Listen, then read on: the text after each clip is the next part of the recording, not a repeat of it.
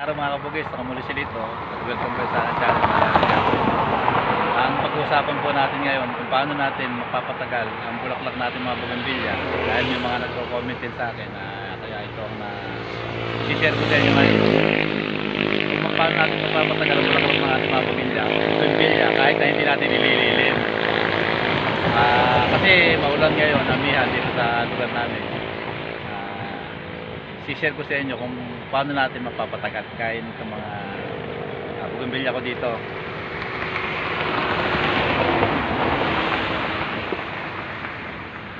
Kagaya dito sa tabi ko kasi alam nyo, panahon na ng pamumulaklak ng mga bougainvillea. Nakita nyo ito, napakaganda nito.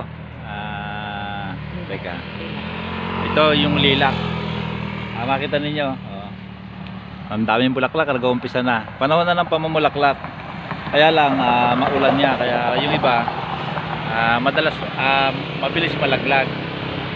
Alam mo yung mga gagawin lang natin sa mga ganyan para tumagal ang ating mga namumulaklak na bougainvillea. Kasi pagka laging basa, siyempre mabilis malaglag. Alam nyo, ang gagawin lang natin dapat yung mga bougainvillea natin, marami ito i-share ko sa inyo pero hindi ko na lalagyan ko ilang tips.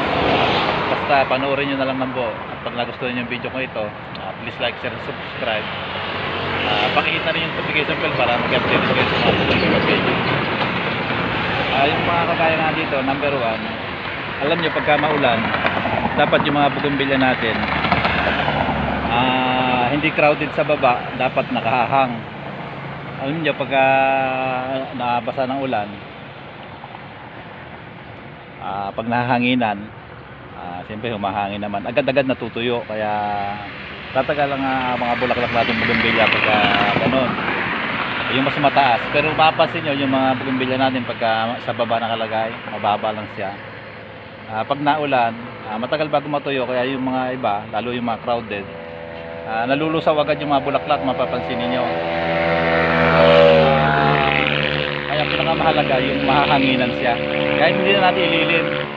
Kaya ngayon umuulan, ito nauulan na ako, maambon. Isa na yun. Ngayon naman pagka yung mga bougainvillea natin, punta tayo dito kasi yung malalaki ko na ito nakahang, talagang namumulaklak sila. Punta tayo. Makita nyo, ito, isa rin sa pinakamagaling mamulaklak. Makita nyo, ito may bagong bulaklak, maambo na, may mga luma. Alam niyo pagka ganito na yung bulaklak, kasi pagka maulan, mayroong mga ganito na mga bulaklak, kahit bagong-bago pa lang yung iba, kasi nga nababasa siya. Pinaka the best natin yung nagagawin, tatanggalin na natin ito. Kasi itong nasisira na to, pag naulan yan, dire-diretsong malalaglag yan, iikom na ganyan, basa yung loob. Malalaglag dito sa mga bago na to. Kunyari bago ito, nalaglag dito, basa yan. Yung lahat ng matidikitan yan, matidikitan, malulusaw na rin yan kahit bagong bulaklak pa rin yan. Kaya pinaka maganda, kung yung may mga ganito, tatanggalin na natin agad. Tatanggalin natin, papasyal-pasyalin natin maminsan-minsan, agad yung mga sira tatanggalin na natin. Kasi sabi ko nga, mabibilis malaglag yung mga bulaklak ng mga bougainvillea natin. Mapapansin niyo pag may ganito, yung gawi dito nalusaw na, pero yung walang ganito natitira siya na hindi lusaw. Kaya ito dapat tatanggalin na natin agad. Lalo kahit yung mga dahon na sira, yung mga ganito, pag nalaglag dyan, nakaka-epekto din, nalulusaw siya. Tayo dito sa kabila, alam niyo pagka maulan, para kung hindi tayo tinatamad tayo magdilig, di ba? Kasi umulan naman. Alam niyo yung mga nakapat na bougainvillea natin, yung ibabaw lang ang nababasa. Wala namang malalakas na ulan sa panahon na to, mga ambon-ambon lang, pero laging basa, di ba? Ambon-ambon. Alam niyo yung mga pot natin kagaya dito, Kagaya dito, kunyari ganyan kalaki ang pot natin. Basa yung ibabaw pero yung ilalim tuyo. Mapapansin nyo na konti lang kasi ang ulan. Kaya dapat didiligan din natin kung ikalawang araw kung full bloom. Kasi pagka natuyo yan, tuyo sa ilalim, pero natatanong nyo basa yung ibabaw niya, malalantay yung mga bulaklak, yung mga, kahit na mga bago na bulaklak na ganito, mapapansin nyo malalantay ito. Pasensya na kayo, magulo dito sa tabi kami ng highway. Pagka nakita nyo ito, kasi liliko ito babaluktot na ganyan. Pagka alam niyo na kulang na sa tubig, basang basa yung ibabaw pero yung loob niya tuyo. Makita niyo pagka uminit ng konti, yuyuko ito mga usbong niya. Ibig sabihin kulang sa dilig. Kasi pagka yumuko na ito, yani yumuko na, nakita nyo nalanta, kulang sa dilig, biglang naulan, makita nyo agad malalaglag kasi nakayupi yung mga bulaklak niya kasi iikom na ganun pagka kulang sa dilig. Pag naulan, kinabukasan nakita nyo napakaraming laglag na bulaklak doon sa may puno niya. Kaya dapat pagka maraming bulaklak yung mga bougainvillea natin, didiligan pa rin natin kahit na umulan-ulan kasi tuyo nga yung mga pot na malalaki.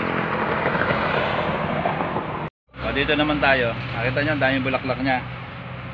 Pinaka the best pagka maulan, dapat naka-stand yung ating mga bougainvillea para nahahanginan siya dito. Dapat may stand na ganyan, hindi nakababa dun sa lupa. Nakita nyo ito mga naka-stand ko, mga nagsisipang bulaklak. Ito malapit na sa bahay namin. Nakita nyo dito mga kaganda ng bulaklak mga bago pa lang yan. Ito ganda rin ito El Tinto. Pagka ganito naman ang bougainvillea nyo, siyempre yan namumulaklak na ganito. Masyadong madahon, para mapatagal din natin, pwede natin nabawasan yung yung malalaking dahon niya. Bawasan lang natin, pababa na ganyan. Kahit piliin nyo lang yung malalaking dahon, tatanggalin nyo lang. Kasi matagal bago matuyo, dapat naaarawan siya o nahahanginan. Kaya kung mapagtsatsagaan nyo, pwede natin tanggalin yung mga malalaking dahon para tumagal yung mga bulaklak ng ating mga bougainvillea. Ganyan-ganyan lang. Mapapansin nyo yung mga yung mga hindi madahon. Kagaya dito, yun ito tayo.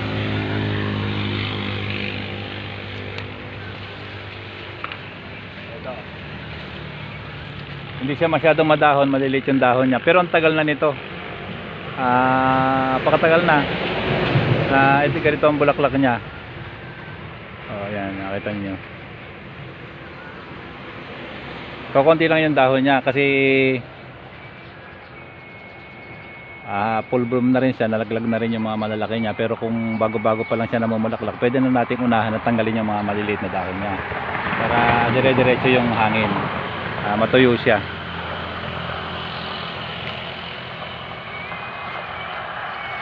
Hanggang dito na lang ang video ko ito. Sana matutunan ninyo. Yun mga ginagawa ko lang sa mga mga simpleng paraan na para mapatagal natin yung bulaklak natin mga bougainvillea. Number 1,